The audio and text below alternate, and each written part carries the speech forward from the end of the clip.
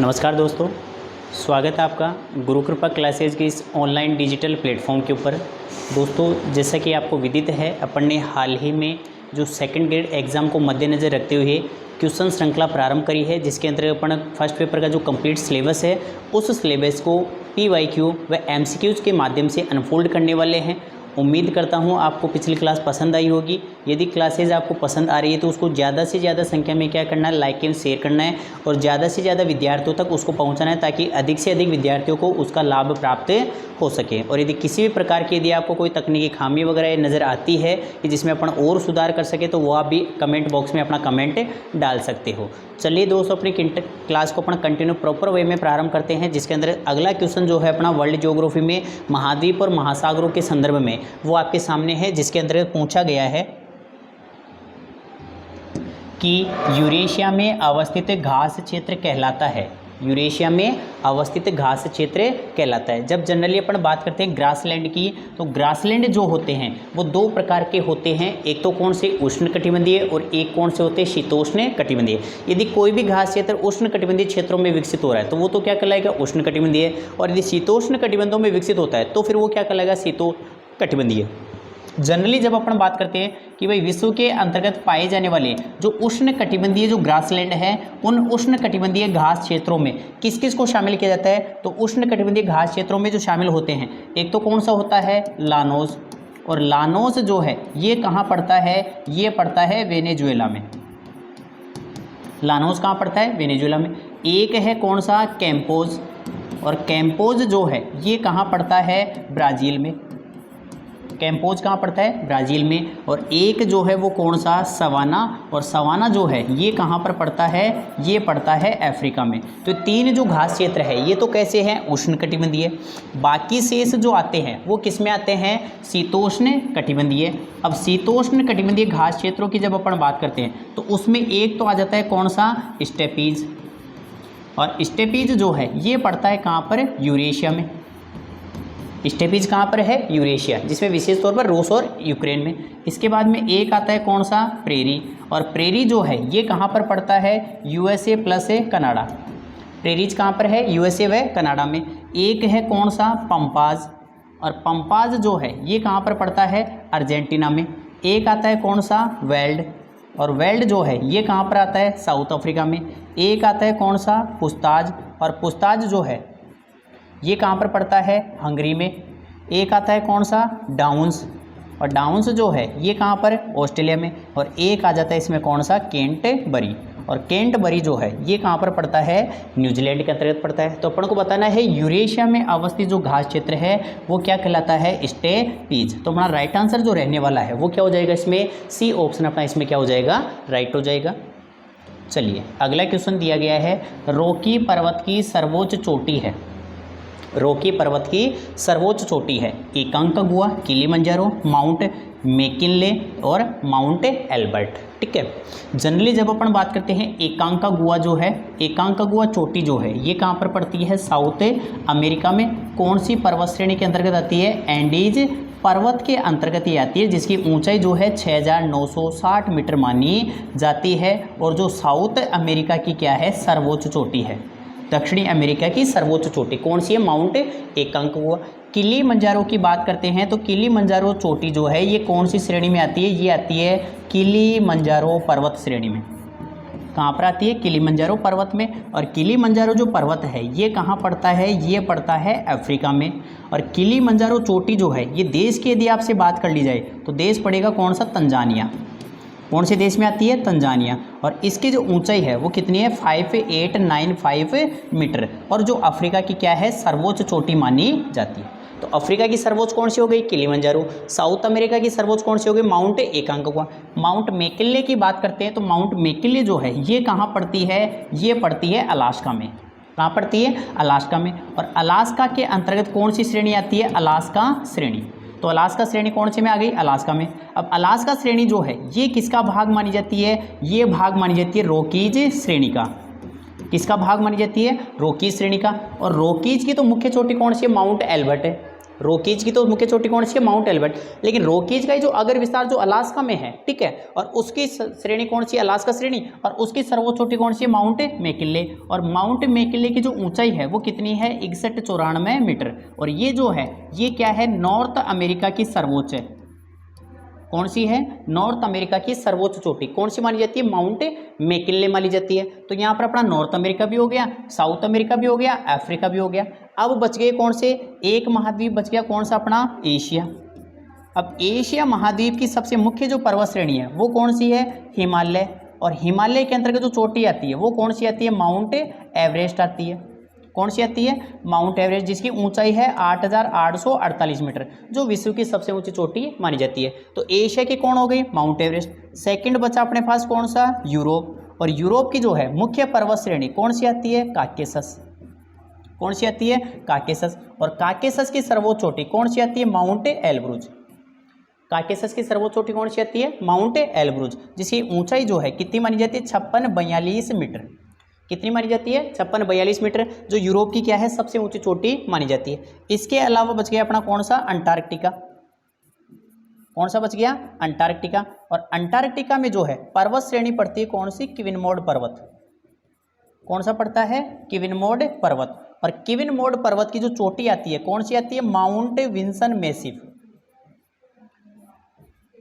कौन सी आती है, माउंट विंसन मैसिव, और माउंट विंसन मैसिव जो है इसकी जो ऊंचाई मानी जाती है वो मानी जाती है 5846 मीटर, ठीक है। और विशेष बात ध्यान रखना कौन सा, ऑस्ट्रेलिया, और ऑस्ट्रेलिया की जो है मुख्य पर्वत श्रेणी वो कौन सी आती है, ग्रेट डिवाइडिंग रेंज, कौन सी आती है, ग्रेट डिवाइडिंग रेंज, और ग्रेट डिवाइडिंग जो रेंज है इसकी सर्वोच्च चोटी कौन सी मानी जाती है, माउंट कोसियस्को, कौन सी मानी जाती है, माउंट कोसियस्को, और माउंट कोसियस्को की जो ऊंचाई है वो मानी जाती है 2229 मीटर। ये क्या हो गई, ऑस्ट्रेलिया की सर्वोच्च चोटी हो गई। तो एशिया की सर्वोच्च माउंट एवरेस्ट, ऑस्ट्रेलिया की सर्वोच्च माउंट कोसियस्को, ठीक है, जिसमें कौन सी पड़ती है श्रेणी, ग्रेट डिवाइडिंग रेंज पड़ती है। अंटार्कटिका की विंसन मैसिव, यूरोप की माउंट एल्ब्रुज, अफ्रीका की माउंट किलिमंजारो, नॉर्थ अमेरिका के माउंट मैकिन्ले, साउथ अमेरिका के माउंट एकांकागुआ। ये क्या है, इन महाद्वीपों की सर्वोच्च चोटी, और ये जो जिस पर्वत श्रेणी के अंतर्गत आती है उसका नाम। चलिए नेक्स्ट क्वेश्चन की ओर बात करते हैं। अगला क्वेश्चन है, चांदी के लिए प्रसिद्ध खान है, चांदी के लिए प्रसिद्ध खान है। सबसे पहले तो चुक्वी का माटा, और चुक्वी का माटा जो है ये कहाँ पर पड़ती है, ये पड़ती है भाई चिली में, कहाँ पड़ती है, चिली में, और चिली में कहाँ पड़ती है, ये पड़ती है अटाकामा मरुस्थल, चिली में कहाँ पड़ती है, अटाकामा मरुस्थल, और अटाकामा मरुस्थल में किसके लिए प्रसिद्ध है, ये प्रसिद्ध है तांबे के उत्पादन के लिए, किसके लिए प्रसिद्ध है, तांबे के उत्पादन। और चुक्विका माटा को कहा जाता है विश्व की ताम्र राजधानी, क्या कहा जाता है, विश्व की ताम्र राजधानी, किसे कहा जाता है, चुक्विका माटा को कहा जाता है। नेक्स्ट है कौन सा, चीहू हुआ, कौन सा है, चीहू हुआ, और चीहू हुआ की जो खान है ये कहाँ पड़ती है, मैक्सिको में, चिहुआ की खान कहाँ पड़ती है, मैक्सिको में, और मैक्सिको में क्यों प्रसिद्ध है, ये प्रसिद्ध है भाई चांदी के लिए, किसके लिए प्रसिद्ध है, चांदी के लिए। तो अपना राइट आंसर तो क्या रहने वाला है, चिहुआ की खान। गोपेन खान की बात करते हैं तो गोपेन खान जो है कहाँ पर पड़ती है, मलेशिया में, कहाँ पर पड़ती है, मलेशिया में। और कल अपन ने बात की थी घाटी की, और वो घाटी कौन सी थी, किंटा घाटी, तो कौन सी घाटी में पड़ती है, किंटा घाटी में। और ये प्रसिद्ध क्यों है, ये प्रसिद्ध है विश्व में टिन के उत्पादन के लिए, किसके लिए, टिन के उत्पादन के लिए। और बात कर ले कौन सी, वाइपा की खान, और वाइपा की खान जो है ये कहाँ पर पड़ती है, ऑस्ट्रेलिया में, वाइपा की खान कहाँ पड़ती है, ऑस्ट्रेलिया में। और ऑस्ट्रेलिया में किसके लिए प्रसिद्ध है, बॉक्साइट, किसके लिए प्रसिद्ध है, बॉक्साइट के लिए। कौन सी खान प्रसिद्ध है, वाइपा की खान। तो राइट आंसर अपना क्या हो गया इसमें, गोपेन की खान। चलिए नेक्स्ट क्वेश्चन की ओर चलते हैं। अगला क्वेश्चन है, निम्नलिखित में से महान झील का भाग नहीं है, निम्नलिखित में से महान झील का भाग नहीं है। पहली बात तो महान झील में आता कौन है, इसमें आता है होम्स, कौन आता है, होम्स। होम्स का मतलब क्या हो गया, ह्यूरन, ह्यूरन के बाद में ओंटेरियो, ह्यूरन के बाद में ओंटेरियो, ओंटेरियो के बाद में मिशिगन, ओंटेरियो के बाद में मिशिगन, मिशिगन के बाद में ईरी, और ईरी के बाद में सुपीरियर, ईरी के बाद में सुपीरियर। ये जो पांचों जिले हैं जो यूएसए और कनाडा के अंतर्गत आती है, इसमें केवल मिशिगन जो है ये पर्टिकुलर कहाँ पर पड़ती है, यूएसए में। बाकी 4 जिले कहाँ पर है, यूएसए और कनाडा की सीमा पर है। तो इन पांचों जिलों को सम्मिलित रूप से क्या कहा जाता है, महान झील क्षेत्र कहा जाता है। अब इसमें डाला गया सुपीरियर, मिशिगन, ईरी और कौन सी, विनिपेग। तो अपना राइट आंसर जो है वो क्या रहेगा, विनिपेग, क्योंकि विनिपेग झील जो है ये कहाँ पर पड़ती है, कनाडा में। विनिपेग कहाँ पर पड़ती है, कनाडा के अंतर्गत पड़ती है। ठीक है, तो विनिपेग इसमें क्या हो गई, महान झील क्षेत्र से बाहर आ गई। और कल अपन ने बात करी थी सुपीरियर और ह्यूरन को जोड़ने वाली झील कौन सी थी, सूनहर। कौन सी थी, सूनहर। और इरी और ओंटारियो को जोड़ने वाली कौन सी है, वेलेंड नहर है। तो इसमें अपना राइट आंसर क्या हो जाएगा, 4th ऑप्शन। चलिए अगले क्वेश्चन की ओर बात करते हैं। विश्व की चमकती चोटी की संज्ञा दी जाती है। विश्व की चमकती चोटी की संज्ञा दी जाती है, मोना लोआ, स्ट्राम्बोली, कोटोपैक्सी या किलायू। विश्व की चमकती चोटी, और विश्व की चमकती चोटी जो है वो किसे कहा जाता है, पहली बात तो मोना लोआ। मोना लोआ जो है ये ज्वालामुखी कहाँ पर पड़ता है, हवाई द्वीप पर। कहाँ पर पड़ता है, हवाई द्वीप पर। और इसे क्या कहा जाता है, विश्व का सबसे बड़ा सक्रिय, विश्व का सबसे बड़ा सक्रिय ज्वालामुखी जो है वो कौन सा माना जाता है, मोना लोआ। ठीक है, दूसरा है स्ट्राम्बोली, और स्ट्राम्बोली जो है ये कहाँ पर पड़ता है, ये पड़ता है भूमध्य सागर। कहाँ पर पड़ता है, भूमध्य सागर। और भूमध्य सागर के अंतर्गत इसे क्या कहा जाता है, भूमध्य सागर का प्रकाश स्तंभ। क्या कहा जाता है, भूमध्य सागर का प्रकाश स्तंभ। लाइट हाउस ऑफ मेडिटेरियन सी किसे कहा जाता है, स्ट्राम्बोली को। और यदि देश की बात कर लेंगे तो देश कौन सा पड़ेगा इसमें, इटली। कहाँ पर पड़ता है, इटली में। ठीक है, कोटोपैक्सी, कोटोपैक्सी जो है कहाँ पर पड़ेगा, साउथ अमेरिका। और साउथ अमेरिका के कौन से देश में पड़ता है, इक्वेडोर में। कहाँ पर पड़ता है, इक्वेडोर में। और ये जो है ये है विश्व का सबसे ऊंचा सक्रिय, विश्व का सबसे ऊंचा सक्रिय। तो विश्व का सबसे ऊंचा सक्रिय जो ज्वालामुखी है वो कौन सा माना जाता है, माउंट कोटोपैक्सी। और विश्व का सबसे ऊंचा सक्रिय ज्वालामुखी होने के कारण ही इसे क्या कहा जाता है, इसे कहा जाता है चमकती चोटी। क्या कहा जाता है, चमकती चोटी। और जिसकी ऊंचाई जो मानी जाती है वो मानी जाती है कितनी, 5879 मीटर, 5879 मीटर की ऊंचाई पर ये अवस्थित है। और किलायू जो है, किलायू कहाँ पर पड़ता है, ये पड़ता है हवाई द्वीप पर। कहाँ पर पड़ता है, हवाई द्वीप पर। और इसकी विशेषता क्या है, विशेषता है विश्व का सबसे सक्रिय, विशेषता क्या है, विश्व का सबसे सक्रिय ज्वालामुखी कौन सा है, किलायू। तो अपना राइट आंसर क्या हो गया, कोटोपैक्सी। कौन सा हो गया, कोटोपैक्सी। चलिए अगले क्वेश्चन की ओर बात करते हैं। अगला क्वेश्चन है, विश्व का सर्वोच्च जलप्रपात है, विश्व का सबसे ऊंचा जलप्रपात है कौन सा, नियाग्रा, विक्टोरिया, साल्टो एंजल और गरसोपा। नियाग्रा की बात करते हैं तो ये तो कहाँ पर है, यूएसए प्लस कनाडा। कहाँ पर है, यूएसए और कनाडा की सीमा पर। दूसरी बात कहाँ अवस्थित है, ये अवस्थित है वन के बीच में।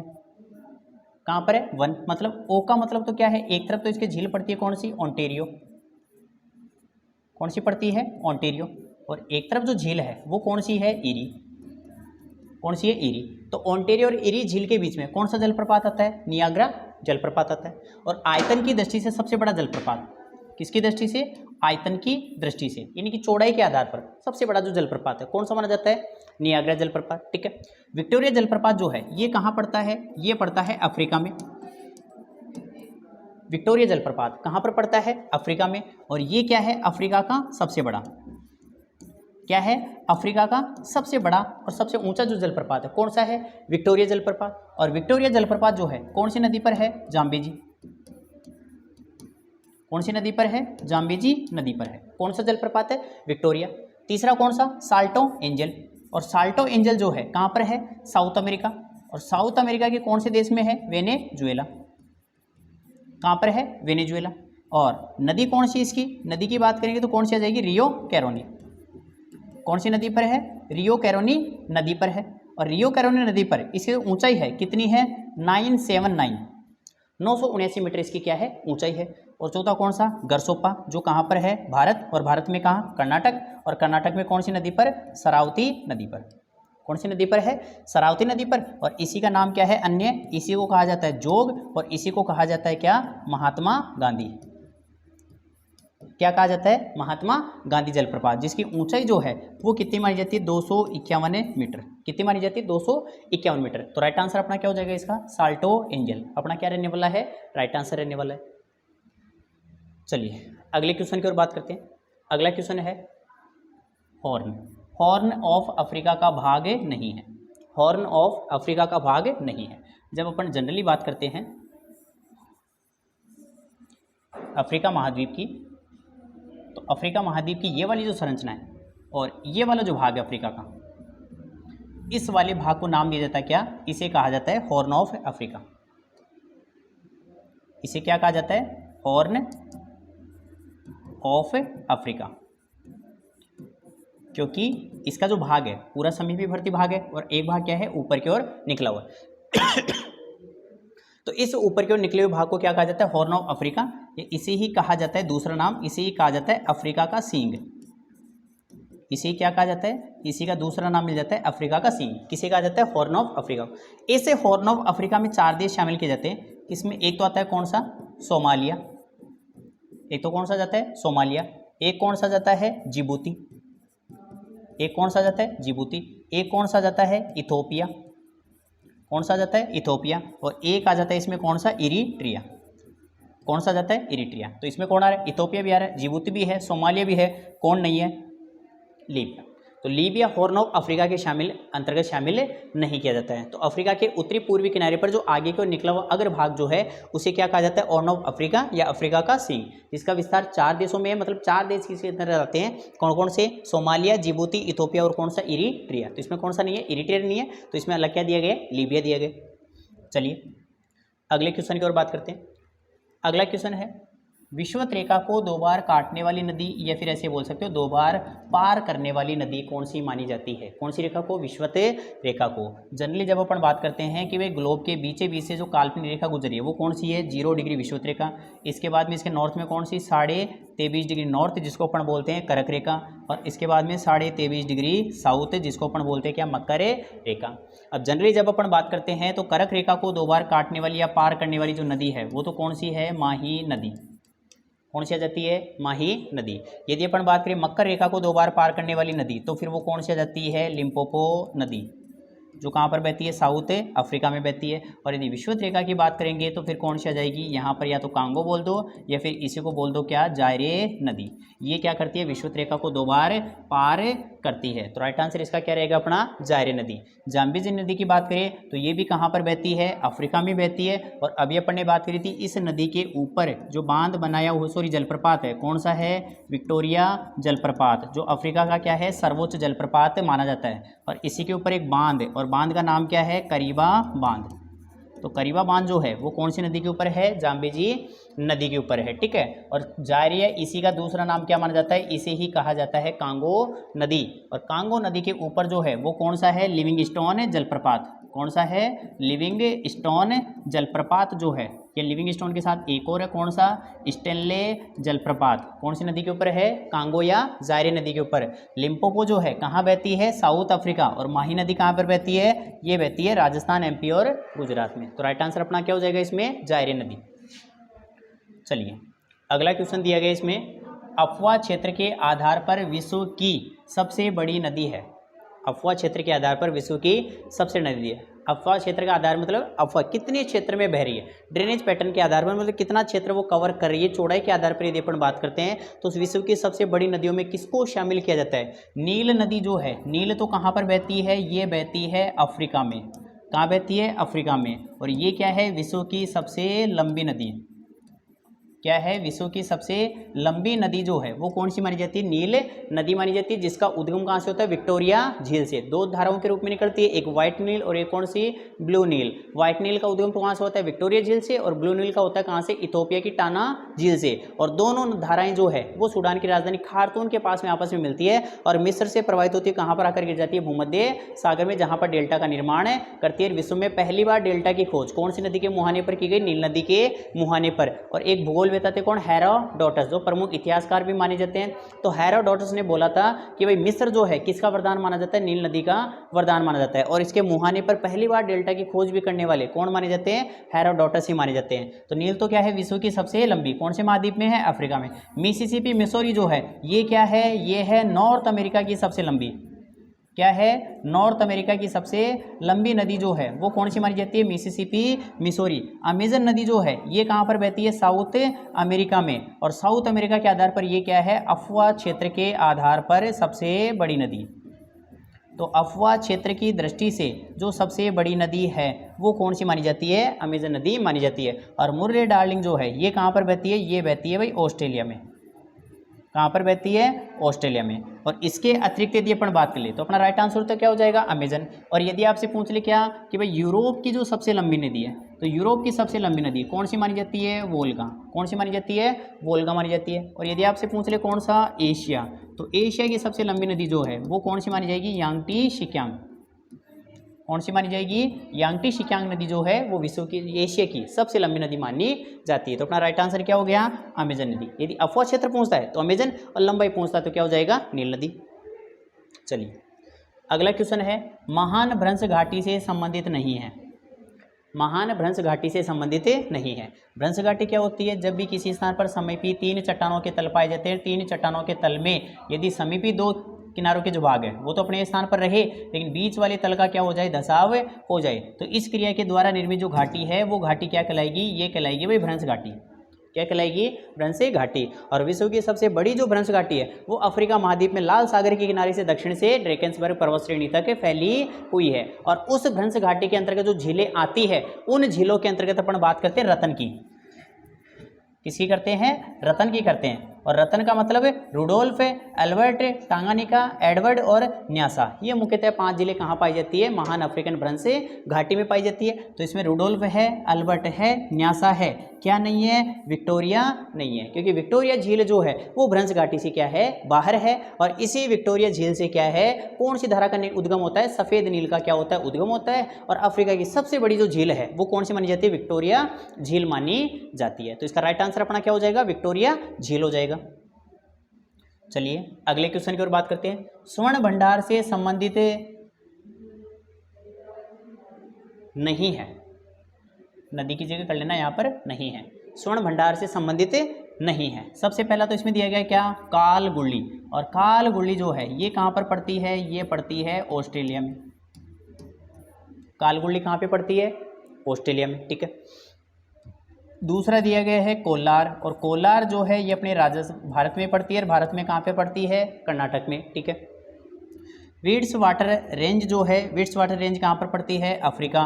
और अफ्रीका में कहाँ पड़ती है, जोहान्सबर्ग। कहाँ पड़ती है, जोहान्सबर्ग में पड़ती है। नेक्स्ट है किम्बरले। और किम्बरले भी कहाँ पड़ती है, अफ्रीका। अफ्रीका में कहाँ पे, साउथ अफ्रीका।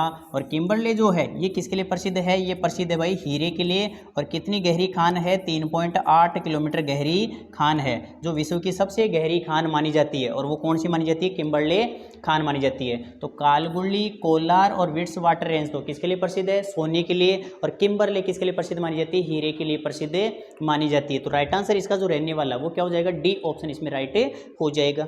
चलिए अगले क्वेश्चन की ओर बात करते हैं। निम्नलिखित में से ऑस्ट्रेलिया का मृत हृदय कहलाता है।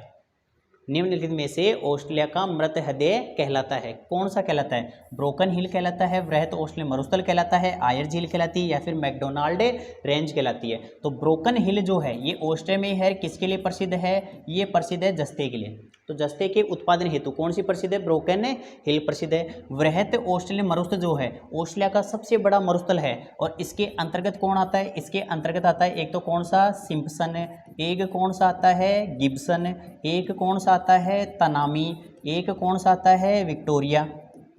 कौन आ जाता है, विक्टोरिया। एक आ जाता है कौन सा, ग्रेट सैंडी मरुस्थल। तो ये जो सारे भाग है ये किसके भाग है, वृहत ऑस्ट्रेलियन मरुस्थल के भाग है। मैकडोनाल्ड रेंज कहाँ पर आती है, ऑस्ट्रेलिया में। और आयर झील जो है ये ऑस्ट्रेलिया की क्या है, सबसे मुख्य व बड़ी झील है। और ऑस्ट्रेलिया का सबसे निम्न स्थान, ऑस्ट्रेलिया का सबसे निम्न स्थान जो है वो किसे माना जाता है, आयर झील को। और इसे ही क्या कहा जाता है, ऑस्ट्रेलिया का मृत हृदय की क्या दी जाती है, इसे संज्ञा दी जाती है। तो अपना राइट आंसर जो है वो क्या हो जाएगा, आयर झील। तो ऑस्ट्रेलिया का मृत हृदय क्या कहलाता है, आयर झील कहलाती है।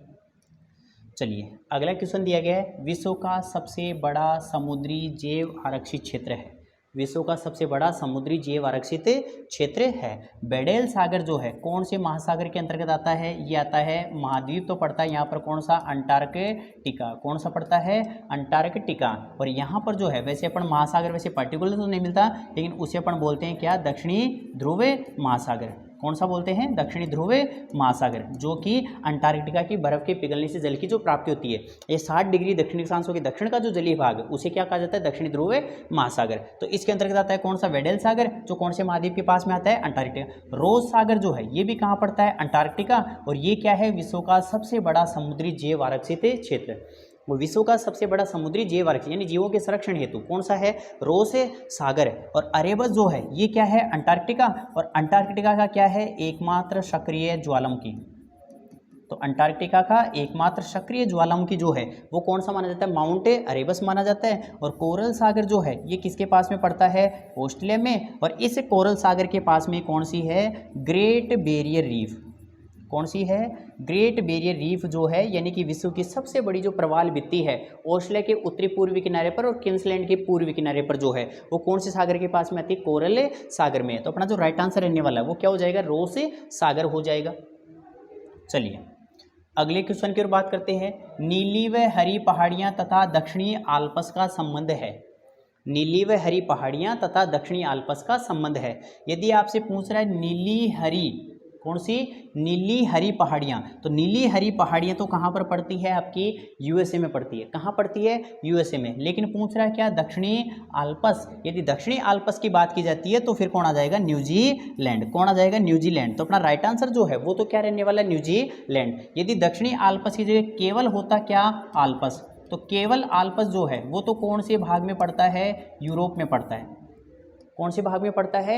यूरोप के अंतर्गत पड़ता है। लेकिन दक्षिणी आल्प्स जो है वो कहाँ पर आता है? न्यूजीलैंड में। और यदि ऐसे पूछ ले ऑस्ट्रेलियन आल्प्स कहाँ आता है तो फिर वो कहाँ आता है? ऑस्ट्रेलिया में ग्रेट डिवाइडिंग रेंज का भाग माना जाता है। तो यहाँ पर अपना राइट आंसर क्या हो गया? फोर्थ ऑप्शन इसमें अपना राइट हो जाएगा। चलिए अगले क्वेश्चन की ओर बात करते हैं। अगला है न्यूजीलैंड से संबंधित नहीं है। निम्न में से कौन सा इस्लाह करती है? कौन सा तत्व न्यूजीलैंड से संबंधित नहीं है? वांगानुई नदी, जिसे हाल ही में किसका दर्जा दिया गया है? मानव का दर्जा दिया गया है। कौन सी नदी को? वांगानुई नदी को, जो कहाँ पड़ती है? न्यूजीलैंड में पड़ती है। ताउपो झील, ताउपो झील कहाँ पड़ती है? न्यूजीलैंड की सबसे बड़ी झील कौन सी है? ताउपो झील। ब्राउन जलप्रपात, ब्राउन जलप्रपात भी कहाँ पड़ता है? न्यूजीलैंड के अंतर्गत। और है इसमें कौन सा? क्विनमोड पर्वत। और क्विनमोड जो पर्वत है ये कहाँ पर पड़ता है? ये पड़ता है अंटार्कटिका में। क्विनमोड जो पर्वत है ये कहाँ पर है? अंटार्कटिका में। और क्विनमोड पर्वत की सर्वोच्च चोटी कौन सी है? Mount Vinson Massif. कौन सी है? Mount Vinson Massif. ये क्विनमोड पर्वत की क्या है? सर्वोच्च चोटी मानी जाती है। तो राइट आंसर अपना क्या हो जाएगा इसमें? फोर्थ ऑप्शन अपना राइट हो जाएगा। चलिए अगले क्वेश्चन की ओर बात करते हैं। अग्निवलय का संबंध है। पहली बात तो अग्निवलय के नाम से ही ध्यान रखना किससे संबंधित है? ज्वालामुखी। किससे संबंधित है? ज्वालामुखी का जो क्षेत्र है विश्व का सबसे बड़ा उसे क्या कहा जाता है? अग्निवलय। परिप्रशांत मेखला या रिंग ऑफ फायर के नाम से जाना जाता है। तो इसके अन्य नाम क्या है? या तो इसे बोल दो क्या? परिप्रशांत मेखला। एक नाम तो क्या है? परिप्रशांत मेखला। या इसे ही दूसरा नाम दिया जाता है, इसे क्या कहा जाता है? Ring of fire. क्या कहा जाता है? रिंग ऑफ फायर की इसे क्या दी जाती है? संज्ञा दी जाती है। और इसका संबंध कौन से महासागर से है? प्रशांत महासागर से। क्योंकि प्रशांत महासागर के दोनों किनारों पर अभिसारी प्लेट किनारा है और जहां पर भी अभिसारी प्लेट किनारा पाया जाता है वहां पर ज्वालामुखियों के सबसे बड़े क्षेत्र दिखाई देते हैं। तो इस कारण से रिंग ऑफ फायर का जो संबंध है वो कौन से महासागर से है? प्रशांत महासागर से है। चलिए अगले क्वेश्चन की ओर बात करते हैं। 10,000 धुआरों की घाटी का संबंध है। 10,000 धुआरों की घाटी का संबंध है। जब भी किसी स्थान पर भूगर्भीय सतही भाग ज्वालामुखी क्रिया की दृष्टि से संवेदनशील होता है, लेकिन सतही भाग यदि बर्फ से आच्छादित होता है तो नीचे गर्म सतह और ऊपर बर्फ का जमाव। तो जैसे ही बर्फ गर्म सतह के संपर्क में आएगी तो वहां पर जो है मैग्मा का उद्गार तो नहीं होता, लेकिन वो बर्फ पिघलकर वो वाष्प के रूप में कन्वर्ट होकर धुएं के रूप में क्या होती? बाहर निकलती है, जिसे कहा जाता है धुआंरा। क्या कहा जाता है? धुआंरा कहा जाता है, जिसके साथ में गंधक वगैरह जैसी गैसें भी साथ साथ निकलती रहती है। तो ऐसा यदि इस्लाह करती होती है तो उसे धुआंरा कहा जाता है। और ऐसे धुआंरा की यदि एक श्रृंखला पाई जाती है तो उसे कहा जाता है 10,000 धुआंरों की घाटी, ए वैली ऑफ 10,000 स्मोक। ये जो है कहाँ से संबंधित है? पहले तो 10,000 धुआंरों की घाटी सीधा आता ही कहाँ पर जाना है? अलास्का। कहाँ पर है? अलास्का में। कौन सी है? 10,000 धुआरों की घाटी। और अलास्का में जो ज्वालामुखी है इससे संबंधित वो कौन सी है? कटमई ज्वालामुखी में क्या पाई जाती है? 10,000 धुआरों की घाटी पाई जाती है। और कटमई ज्वालामुखी जो है ये कौन सी घाटी के अंतर्गत आती है? यूकान नदी घाटी। कौन सी घाटी में आती है? यूकान नदी घाटी के अंतर्गत क्या आती है? 10,000 धुआरों की घाटी। क्राकाटोआ कहाँ पड़ती है? इंडोनेशिया। क्राकाटोआ कहाँ पर पड़ती है भाई? इंडोनेशिया। कैमरून जो है, कैमरून कहाँ पड़ती है? अफ्रीका। और अफ्रीका का एकमात्र सक्रिय, अफ्रीका का एकमात्र सक्रिय ज्वालामुखी यदि कोई सा है तो वो कौन सा है? कैमरून। और फ्यूजियामा जो है, फ्यूजियामा कहाँ पड़ता है? जापान में। कहाँ पड़ता है? जापान में। तो राइट आंसर अपना क्या हो जाएगा इसमें? ए ऑप्शन अपना क्या हो जाएगा? राइट हो जाएगा। चलिए अगले क्वेश्चन की ओर बात करते हैं। Old faithful geyser, old faithful geyser अवस्थित है। ओल्ड फेथफुल गीजर अवस्थित है जब किसी भी स्थान पर ज्वालामुखी क्रिया की दृष्टि से संवेदनशील क्षेत्र पाया जाता है, लेकिन वहाँ पर मैग्मा का तो उद्गार नहीं होता, लेकिन गर्म जल जो है वो स्वतः ही बाहर निकलता रहता है। गर्म जल जो है वो स्वतः ही बाहर निकलता रहता है। तो ऐसे गर्म जल के जो स्रोत होते हैं उन्हें क्या कहा जाता है? गीजर की संज्ञा दी जाती है। और विश्व का सबसे बड़ा जो गीजर है वो कौन सा है? ओल्ड फेथफुल गीजर है। और ओल्ड फेथफुल गीजर का संबंध कहाँ से है? यूएसए से है। और यूएसए में कहाँ पाया जाता है? ये अवस्थित है येलोस्टोन नेशनल पार्क। कहाँ पर है? येलोस्टोन नेशनल पार्क में। कौन सा आता है? ओल्ड फेथफुल गीजर आता है। ठीक है, चलिए अगले क्वेश्चन की ओर बात करते हैं। अगला क्वेश्चन है अंग्रेजी के एस आकार में कटक अवस्थित है। अंग्रेजी में एस आकार में कटक अवस्थित है। पहली बात तो कटक क्या होता है? किसी भी स्थान पर जहां पर दो अपसारी प्लेट किनारा पाया जाता है, दो प्लेटें जैसे ही विपरीत दिशा में गतिशील होती है तो मध्यवर्ती भाग का मैग्मा जैसे ही बाहर निकलेगा और बाहर निकलकर एक पर्वत श्रेणी के सदृश्य स्थलाकृति का क्या करता है? निर्माण करता है। तो उस कटक को क्या कहा जाता है? सॉरी, वो स्थलाकृति क्या कहलाएगी? कटक कहलाएगी। अब ऐसा जो कटक है विश्व का सबसे बड़ा वो कौन सा है? उसे अपन बोलते हैं मध्य अटलांटिक कटक। कौन सा है?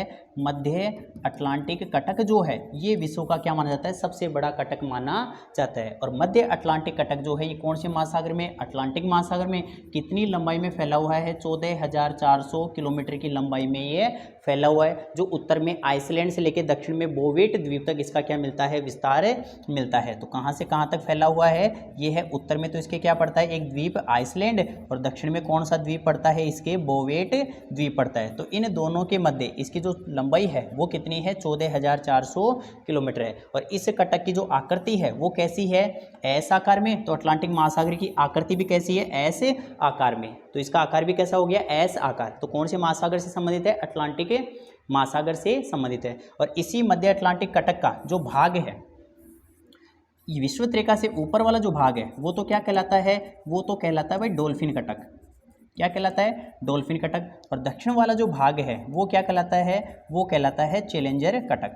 क्या कहलाता है? चैलेंजर कटक। तो ऊपर वाला भाग डोल्फिन कटक और दक्षिण वाला क्या कहलाता है? चैलेंजर कटक। यदि आर्कटिक महासागर में पूछ ले तो इसमें एक कटक है सबसे विशेष और उसका नाम क्या है? स्पिट्सबर्जन कटक। कौन सा है? स्पिट्सबर्जन जो कटक है वो कहाँ पर पड़ता है? आर्कटिक महासागर में। और यदि हिंद महासागर में बात करता है तो एक तो आ जाएगा कौन सा? 90 डिग्री ईस्ट कटक। एक तो कौन सा जाएगा? 90 डिग्री ईस्ट कटक। और एक कौन सा जाएगा इसमें? एक आ जाएगा एम्स्टर्डम सेंट पॉल कटक। कौन सा जाएगा?